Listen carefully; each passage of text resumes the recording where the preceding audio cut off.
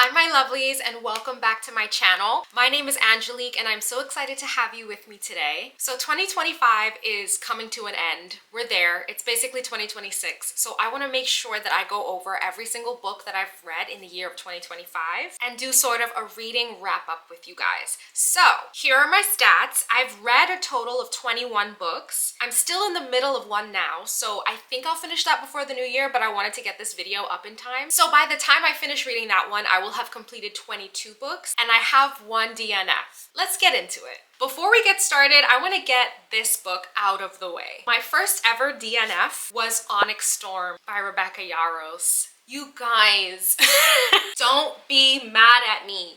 I really liked Fourth Wing. Honestly, I did the audiobook. I had no idea what was going on. I didn't know who anyone was. There was so much information that I was overwhelmed. Like I felt like I had to go back and read the other books, and I'm not doing that. I'm not a huge rereader. I had to absolutely love it to do that and like want to learn from it. But it wasn't just me. My husband and I both were listening to it together on audiobook. There was a moment where she was building up the reveal of this character who we were supposed to know who they were. And when the moment came and she said the name, both me and my husband looked at each other and we were like, who's that? Even to listen to it on audiobook, I felt like the narrator was talking at 2x speed. Even though I had it set at 1x speed, like it's such a big book and there's so much thrown at you, even just to fit it in an audiobook, that woman was like speed reading. And I was just overwhelmed. I couldn't finish it. So unfortunately, I just wanted to start off with that so that we could get into the good stuff. But that's not to say like it's not a good book. Rebecca Yarros is a genius coming up with that story. It just was too complicated for me, and maybe at that time I couldn't fit all of it in my mind, but I absolutely adore her writing, and I think the fact that she could even imagine this series is so impressive. With that said, let's get into the books that I read. Okay. So we started off super strong this year because I started off with a Madeline Miller book. And if you guys don't know yet, I know I always say it, Song of Achilles, that's my book. So I read Circe as the first book of 2025 and it was a 5-star read for me. I'm not even gonna lie. I don't know that Madeline Miller can do wrong. It was definitely more of a cozy read compared to Song of Achilles, which is more of like an epic, I feel. Obviously, it's all Greek mythology and it all has an epic vibe, but I felt like the world of Circe was a little bit more insular and more feminine and just witchy, and I absolutely loved it. If you don't know anything about Circe's story, she, from my memory, she's like a demigod, I think, and she got exiled onto an island where she sort of practices her witchcraft and becomes this like master manipulator of men, which is, I loved reading it. The descriptions. I wonder if I can find some of the quotes because I read this on my Kindle, so let me see. Oh my god, it's not on Kindle Unlimited anymore. I do have one quote on my Notion right here. This isn't even the best one, but it says, "Humbling women seems to me a chief pastime of poets, as if there can be no story unless we crawl and weep." My first read of the year was a 5-star read and I highly recommend it. From memory, the descriptions that I absolutely loved was how she spoke about, I think it was gold was the material that was all around her home growing up in like the heavens, and how it contrasted with the coldness from her family. Oh, just take my word for it. My review on Goodreads read, "This woman paints with her words. Wherever she puts me, I am really truly there."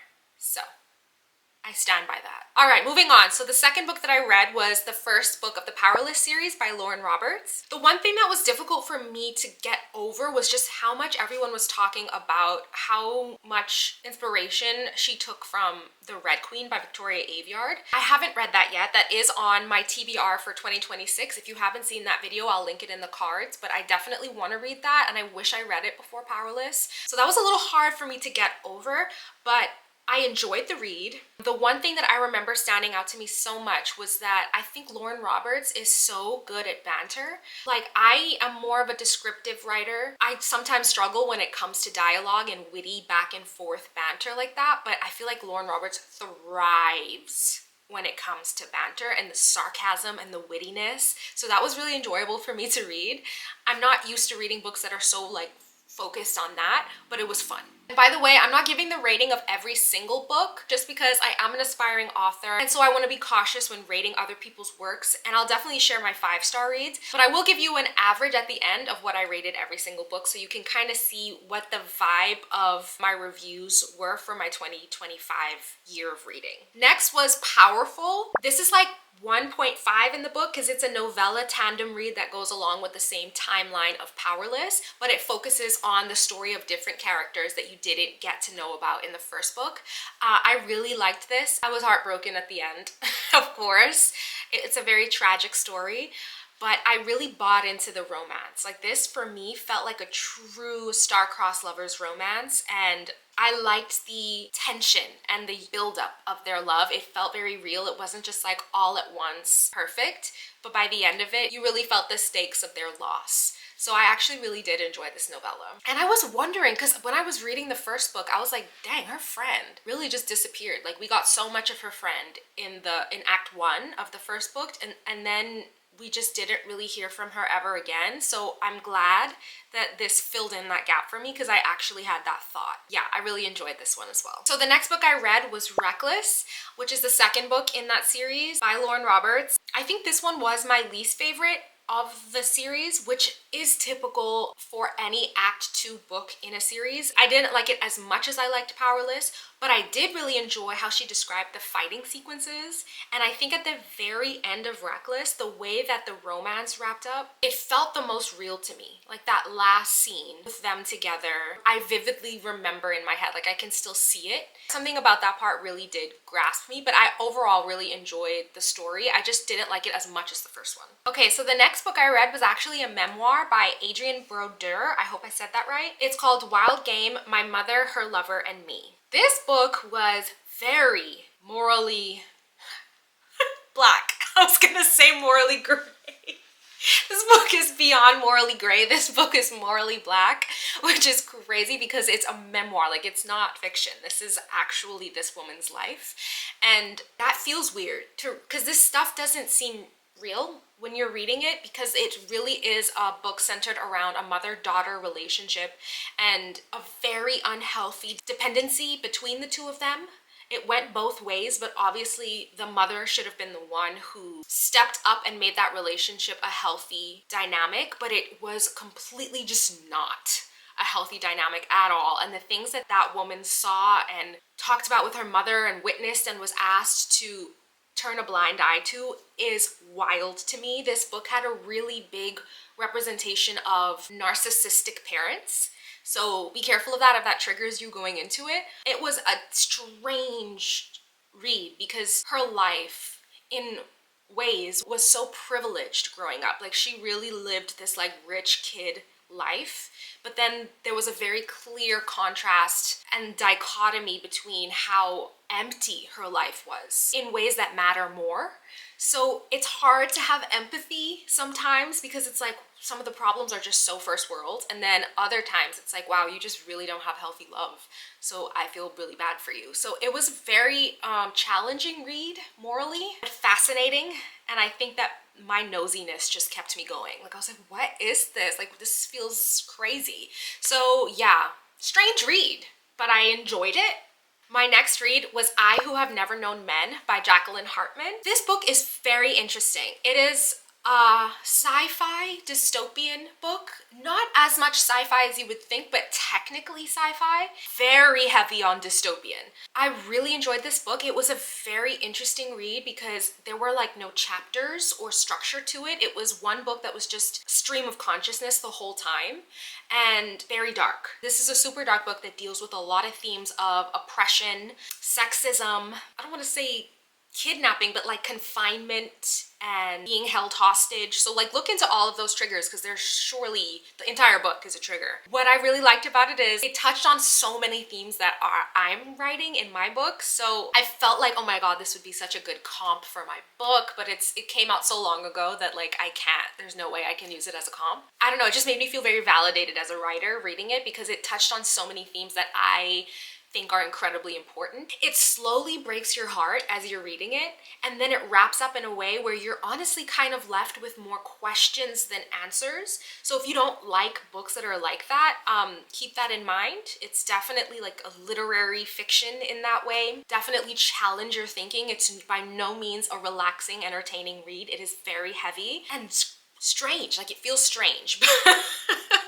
It sounds like I'm like not selling you this book, but I would highly recommend reading it if those are things you can put up with. Yeah, I really enjoyed this one. So the next book I read was Fearless, which is the third book in the Powerless series by Lauren Roberts. This book felt way more exciting to me because it is the finale of the series. The catalyst in this book, I don't know why I didn't expect it. I feel like I might be one of the only people that didn't expect it, but yeah, when we got to the catalyst, I was like, oh, I'm in.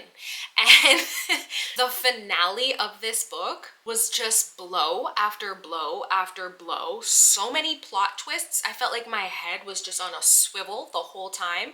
And I'm not gonna lie, it did start to lose effect for me because it was just so many plot twists that I was like, it wasn't a gut punch anymore. It was just like, oh, okay, oh, all right. And I just was going with it. But it was very exciting. But it did just feel at the end a little bit info dumpy to give all of those plot twists context. So I felt like I was left with a lot to digest, but it was definitely one of the more exciting reads of this series. The next book that I read was The Unworthy by Augustina Bazterrica. This is another science fiction dystopian book. This was a lot like I Who Have Never Known Men, but a much more recent release.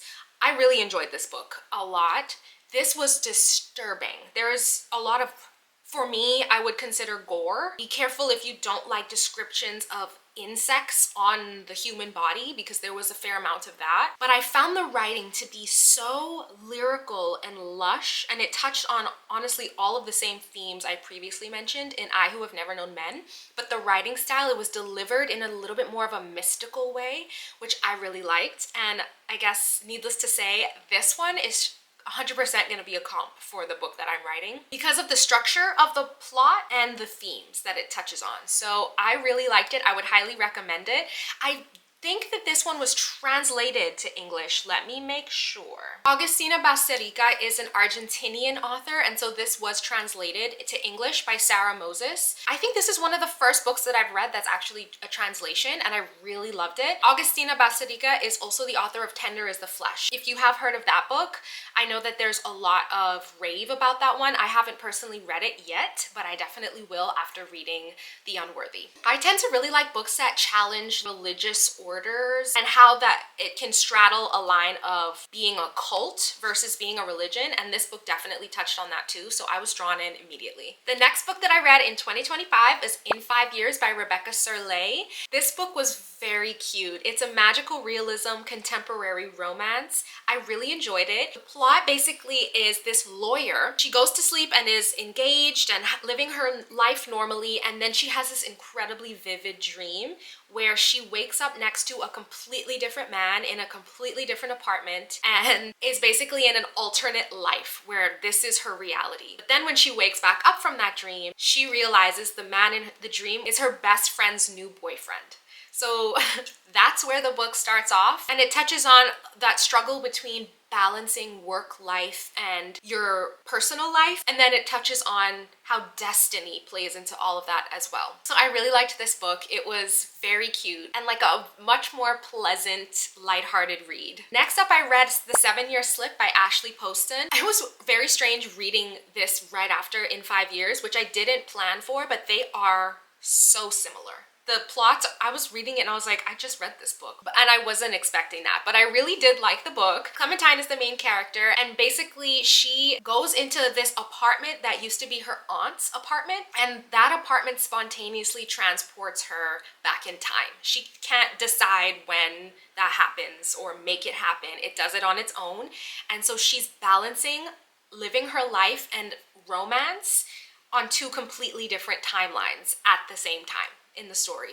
I thought that was super unique. I can still see her love interest in my head. Like the way I visualize him and his freckles, I can literally picture him right now so vividly. This is so far my favorite Ashley Poston book that I've read.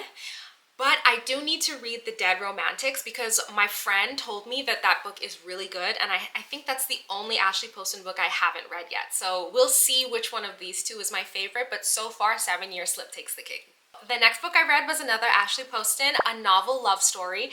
I didn't like this one as much as 7 Year Slip, but I still enjoyed it. One thing I like about her style of magical realism, she really does a great job at capturing a childlike feeling of magic. There's something about when you're a kid and you just think the impossible is possible. And I don't even feel right saying that because I'm still such a kid at heart, and there is a part of me that absolutely believes in the impossible, believes in magic, believes in legends, believes in myths. Like, that's still very much alive in me somewhere. I feel it. And she does a really good job at like grabbing that part out of you that I think most adults end up suppressing and forcing you to live through that lens because it's actually playing out for someone that is an adult.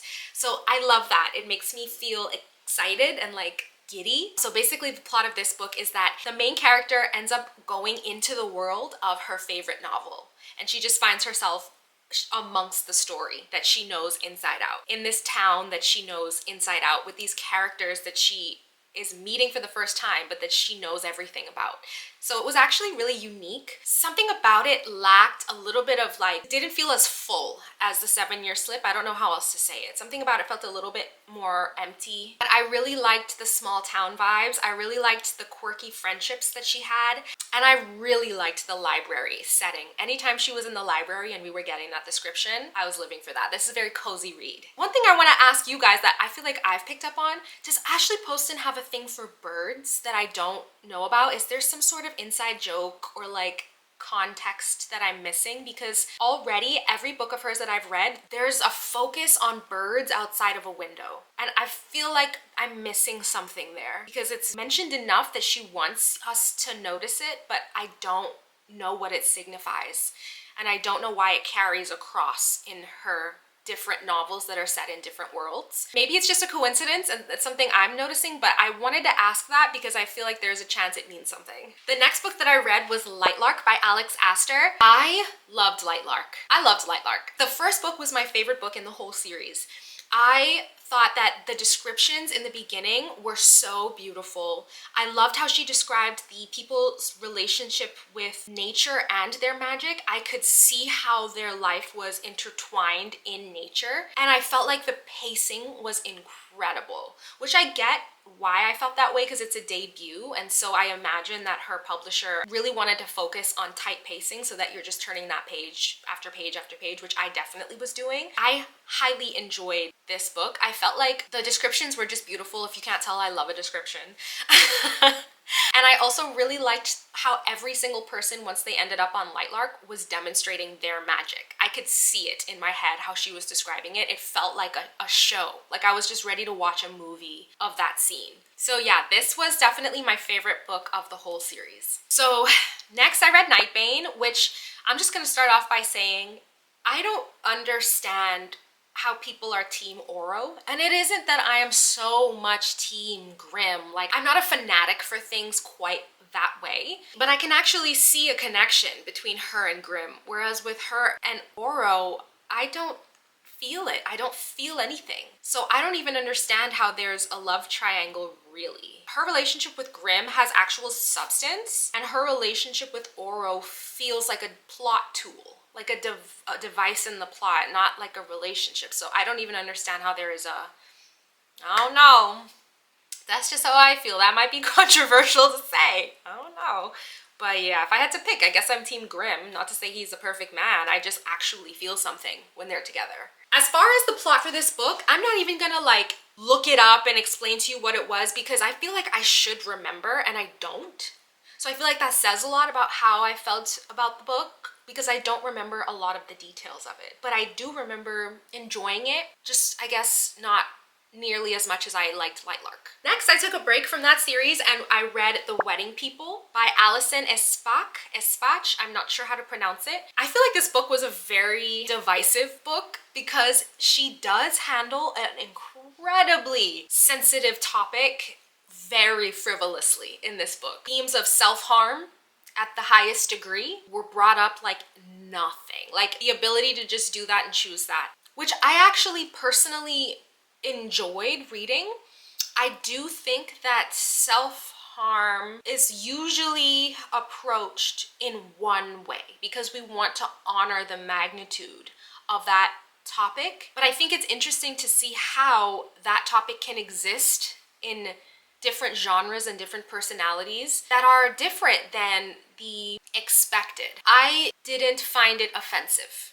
I think there's a way where it's done and it is offensive, and I think be very cautious if you have any personal ties to that conversation that could become hard for you to read, because it isn't a light topic by any means. But I guess she did it in a way where I did believe the character enough. Like, I believed, even though it felt frivolously mentioned, I believed that the character was actually in that place, so it felt justified. That's a super hard thing to balance. I personally thought it was done well. I know a lot of people didn't, and I think I actually would have rated the book higher if it wasn't so jarring in moments. But sometimes you need that in a book to challenge the way you approach something that is very status quo, or you feel like it must be addressed in a certain way. So yeah, I don't know, that book made me think, I'll say that, which I think books should do. And in terms of the plot itself, I think that the friendship in this book was so bizarre. The different personalities that ended up being drawn together, it was interesting because these characters couldn't be more different, but they ended up very like tied at the hip in a toxic way, which was very funny to read. And I think that the way the romance progressed too felt good, and it did have a found family feeling as well that I really enjoyed. Okay, so next we read another Ashley Poston book, Sounds Like Love. This was probably my least favorite book of hers that I've read. Still enjoyable, just my least favorite of hers. I think because for the first time I felt like the magical realism part didn't click for me. Like, I felt like some of it was convenient. Some of the magic in it worked when it needed to work, and then in other moments where you would think it would still apply, it didn't. So for me, that made me feel a little bit taken out of it. And I think the big thing too is the male love interest I didn't find appealing. So that's already hard for me because it's a romance. So yeah, I was just not really feeling his character in a lot of the moments, but I did really like how much the story focused on family, lineage, love, and destiny, and sort of stepping into a different era in your family as you're transitioning through adulthood. I liked that. I did think I would like it a little bit more than I did. So next we have Piranesi by Susanna Clarke. I loved this book. Don't ask me why I thought this was going to be a Greek mythology when I started reading it. I don't know why I assumed that based on the cover. I was just like, this must be a Greek mythology. No. This was a dystopian that included elements of magical realism as well. It's also the first epistolary novel I've ever read. It's a type of book that's written only in letters, journal entries, stuff like that. So the whole book was this character, the main character, Piranesi's journal. And I thought that, I feel like you can tell I'm excited because I'm shifting a lot. I thought that the way Susanna Clarke developed her character's voice was impeccable. I think sometimes as an author, the whole voice conversation feels so elusive. Like, what the hell does that mean? Because you have your character's voice and then you have your voice as a writer, and everyone's is different. Everyone's is unique. People sometimes say the voice wasn't strong in this. Other times I loved their voice. It's such a intangible thing. The way she did it, I got it. I understood. I was like, wow. Very interesting plot. Essentially, we're following a main character who is sequestered, living in a labyrinth that contains the ocean and sculptures that depict life. And as far as he's concerned, that is the world. That is the universe. We follow his journey through his very tedious, thorough journal entries of him discovering more about reality than he is aware of. But what I love about it, and when I say his voice is good, he only has the context that he has. So there is this innocence and this childlike nature that she is able to capture with the way his perspective works. That makes total sense given the context he has about literally everything. or nothing. And somehow there's still an incredible intelligence that makes it not feel like a child is talking or like it's YA or like it's written just naively, even though it is. There's this crazy balance of naivety and genius that this character has, and you watch things click in that mental headspace. I just absolutely adore that. I could read that book over and over and over again and study it, truly, for that alone. But aside from that, the plot is so cool, complicated, dark, but also because of the main character's holes of knowledge, very light. And then as reality becomes thicker and thicker for him, you watch him transform. I could try to talk about this all day, but obviously I don't want to spoil anything, and it starts to feel so vague that I'm like, are these words landing? But that is how I felt about that book. I feel like I should give it a 5-star. I have this one as a 4.75, and now I don't know why this has to be a 5. All right, so we landed on Piranesi was a 5-star. It was just 5-star. Like, as I talk about it, I cannot replicate this level of excitement with anything but a 5-star. You know, call it what it is. Definitely the most unique read of the year. Next up, we have Home Before Dark by Riley Sager. This was a horror. This is the first horror I've ever read. It was really good, but I cannot read horror books. Can't do it. Can't do it. If you haven't picked up, I'm a very visual reader. I'm not one of those people that's like, oh, I'm reading, but I can't see. No. I see it, okay? I see it in my dreams. I see it in my nightmares. Can't fall asleep. It's why I stopped watching horror movies. Like, I would always just be like, oh, I'm gonna watch another horror movie, and then regret it for like a month and then have to recover. So anyway, the effect landed, the horror effect for me, and it's not even like it was that scary, let's be real. I'm just a scary girl. Like, I believe in energy, and if I feel that energy, I think it's in the room with me. That's just me. It's definitely not a super scary horror. It's like more thriller horror. But it was the first time I've ever read one, and I guess I wasn't expecting it to have such a strong effect. This book is interesting. It's about a woman who once lived in a house with her family that they were driven out of and ended up becoming viral sensations for claiming the story that this house was haunted, and basically drove them out of the home. And the dad ended up writing a book about it and making a whole career on it. But where we start off, the girl is telling us none of it happened. None of it was real. And she ends up back in that house to like fix it up because she's now an interior designer. And that's where our story kicks off. I thought that the book was written really well. I really enjoyed it. I don't understand the title at all. That Home Before Dark has absolutely nothing to do with that story. I don't know why it's called that. And I will forget that title because it is so not linking in my head with what happens. The only thing is that it is about a house, but I don't get that title. But I really liked it, and if you like horror and thriller, you probably will really like it. I just realized like, oh yeah, that genre is not for me because of my mind. Next, I read Skyshade.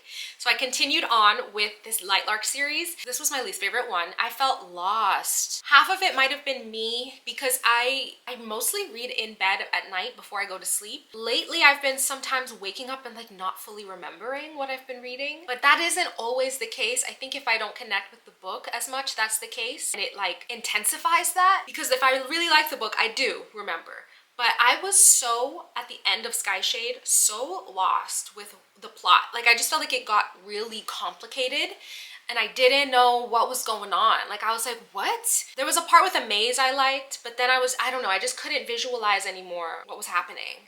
So I didn't really enjoy it. But I don't remember which book in the series this happens in, but there was a point where it looped back to the very first scene of the first book, and it explained how we got into that moment. I loved that. I really did like that. I don't remember if that was in Skyshade or Nightbane, but yeah, I just remembered that. The next book I read was Immortal Consequences by Ivy Marie. This is a debut. So I've been following her and watching her journey, waiting for this book to be published. And of course, when it came out, I ran to the store to get it. I actually think I still have it. I just want to show you the sprayed edges. Isn't that so pretty? I'm just so happy for debut authors. It is so hard to break through in publishing. It is so competitive to even just get an agent, let alone a book deal. And then everything takes so long. So you have to just wait and wait and wait. So when something's finally on the shelf, I just feel so happy for other authors. I think the concept of this book is so great. It's very high concept. It's a dark academia set in purgatory. So it's set in the afterlife and it's following 6 different characters. So it's kind of a lot of POVs to follow. Like that alone sounds really cool. To think of that is a really cool idea. So I highly recommend it. So happy for her and I'm excited to see what comes next. I think she has a sequel coming out called Ruinous Ends. I think it comes out in 2026. The next book I read was The Atlas 6. Somehow I read books that are very similar back to back without meaning to. Atlas 6 by Olivie Blake is another dark academia that follows 6 characters. So I was like, why does this always happen to me? I'm like, I just read something like this. Man, Olivie Blake, she got words, that woman. She is very smart because this book deals with a lot of big topics on physics, like the workings of like physics and science. And I just can't imagine the amount of research that went into understanding things well enough to make it into a magic system and explain it in layman's terms, but still be scientifically accurate, which she did very well. I like how morally gray the characters are. It's definitely more like a new adult fantasy. Sometimes her descriptions were incredibly wordy and intelligent, then also vague. A lot of words to say something vaguely and poetically, and it makes sense, but I almost feel like I have to read into it even though it used so many words to get there. So that kind of sometimes made me feel like, oh, is it me? Like, am I just not smart enough? But then when she would say something in a way that landed, it really landed. So there definitely were a lot of highlightable quotes in this book. It wasn't quite a 5-star read for me or anything, but it was enjoyable. Just kind of wordy, so keep that in mind. And lastly, I'm currently reading The Night Circus by Erin Morgenstern. So far, I'm really enjoying this book. It's written a little bit more matter of fact, but it does feel very magical. I wouldn't say the writing is like particularly poetic, but it still gives you that effect. This book is about 2 kids they're essentially groomed into dueling each other in this circus that only appears at night. I'm actually only like 10% of the way through the book so far, so I can't speak to how much I'm gonna end up loving it, but so far I really am. And so far, I honestly would highly recommend it. I find myself at the end of the day really excited to get back to it. And it's kind of in this historical fiction as well, because it's set in London in the 1800s. Like when I think London 1800s, I think that it's gonna be written very classically, which can sometimes be intimidating to read. It isn't like that. It does read very modern. It just happens to be set in that time. But I'm really enjoying it so far and I can't wait to see what I end up rating it. Okay, so that is all of the books that I read in 2025. I said I was gonna give you my average rating, so let's do that now. You know that there were a couple of 5 stars in there. So out of all of the books that I read in 2025, my average rating is 3.8. I feel like that's pretty good. That's basically a 4-star reading year, basically, which I think is good. Like for the most part, I enjoyed a lot of my reads. Honestly, for me, this was a lot of books to read in a year. It's the most books that so far I've ever read in a year. I was working full-time in 2025 and I was writing my first novel. So it didn't feel like I had a lot of time to invest in reading. So we'll see if I can keep up with this or maybe read a little bit more in 2026. But I like that. I think 3.8 is a good number to land on for the overall year of reading. I'm proud of myself for the amount of books that I got through and for what I've learned from each author as I've read. So thank you guys so much for watching this video. Please comment below if there's any more books that you think I should read in 2026 that I didn't include in my TBR. And if you haven't yet, please consider subscribing. I would love to have you join the family and be here with me on my road to writing my second draft in 2026. Hopefully querying at some point and hopefully traditionally publishing as well. I really appreciate all of your support. I'm looking forward to sharing more books that I've read and I will see you guys in the next video.